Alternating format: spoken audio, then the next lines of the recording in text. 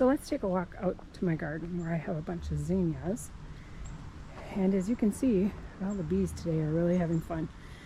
But anyway, this is where you start to collect seeds. And I know a lot of people like to collect them by leaving the zinnias on the stem, and then you'll end up with something that looks a lot like this.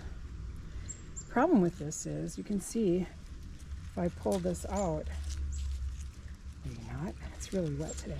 Here's the seeds. So what do you think? I think the birds have gotten to it. So that's what happens. Birds eat your seeds. And so, I don't know. I'm kind of torn as to whether or not you should leave your zinnias on the stem or pick them and have them as really nice flowers and take the seeds from the flowers once they fade. So, the other thing I wanted to go over while I was out here is how to know if your zinnia is ready to pick. So I'm going to take a little walk over here to this side, because there is a zinnia that's not ready and a zinnia that is ready. So let's take a look at this lovely specimen right here. This zinnia is not ready to pick. And you know how I know? First of all, I can tell by the fact that the stem is not really huge yet, but if you shake it, see how much that flower moves? And that's pretty normal for a zinnia that's not ready to pick. The other thing that tells me that is the petals aren't really open all the way either. So let's look at a zinnia that is ready to pick. Unfortunately, there's a bumblebee sitting on it. I feel really bad. But anyway, if I move this one back and forth, you can see it hardly moves. You can also see that the stem itself is really thick. This one's ready to pick. So if I go over here, here's another one as an example. Not ready to pick. It's moving too much. So let's see. Let's go inside and look and see what a zinnia seed looks like. So now let's say you have picked some zinnias and you want to save seed on them. So I have this vase, whatever you want to call it, of zinnias here, and you can see the one has it's kind of died. It's falling off. So what I would do with that one is I would take a pair of scissors, pardon me while I grab mine, okay, and I would take this head and I would cut it off right here.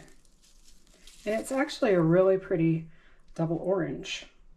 So what I'm going to do is I'm going to take this and I'm going to dry it. So I'm going to put it here. The rest of these look fine, so I'm just going to leave them. And once that dries, then what you want to do is you want to gather some seed. So I've got a multitude of drying zinnia heads, like this one I think I picked yesterday. And this one as well, it's another double orange. Here's another double orange I picked yesterday. This purple one is getting really dry, but let's start with some of these over here. So I have what's called a ballerina, and it's a pink ballerina.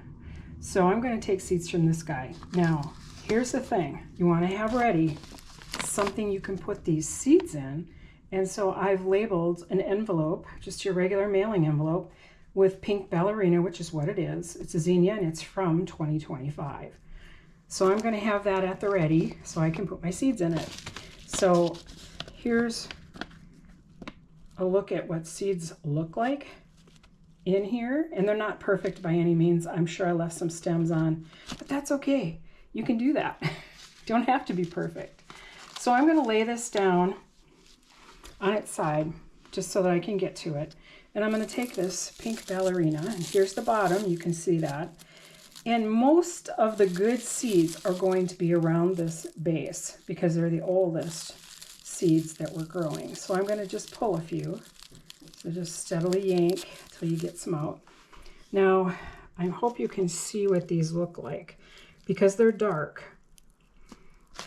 It's kind of hard, and I'm hopeful that it's focusing on what the seeds look like, but they're dark. And those are the seeds that you really want to keep. So I'm going to take the seed head off of the petals, and I'm going to pull it And I'm going to put it right in here so you can see how dark those are.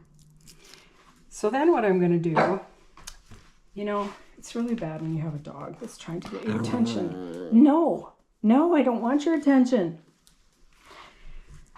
So anyway, back to the seeds.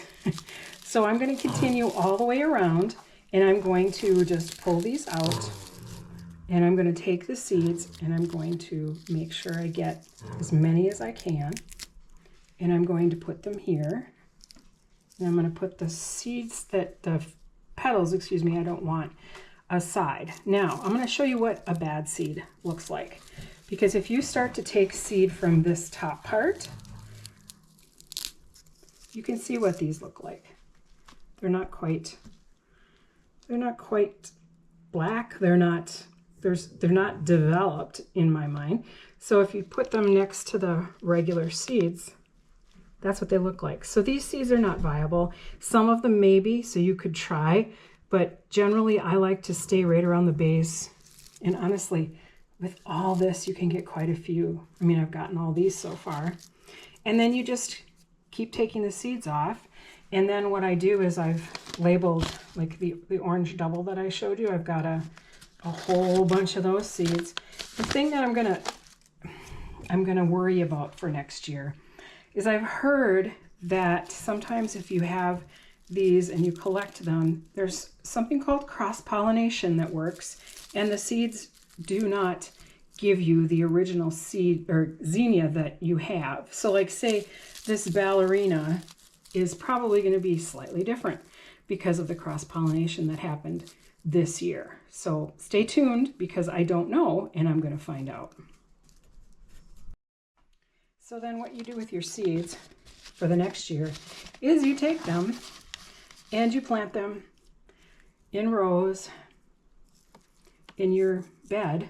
You can see there's quite a few seeds here, and not that they're all going to germinate. I don't know that. If you take good care of your seeds, they should, but it's really cool just to see what happens, and it's free. I mean, you don't have to spend money for seed for zinnias. Some people have also told me that if they leave them to drop into the soil, they will come back. I don't think so in our climate here in Green Bay, because we're zone 5. I think it gets too cold. So I wouldn't try that. That's why I always save my seed. So have fun, collect seed, and let's see what happens next year.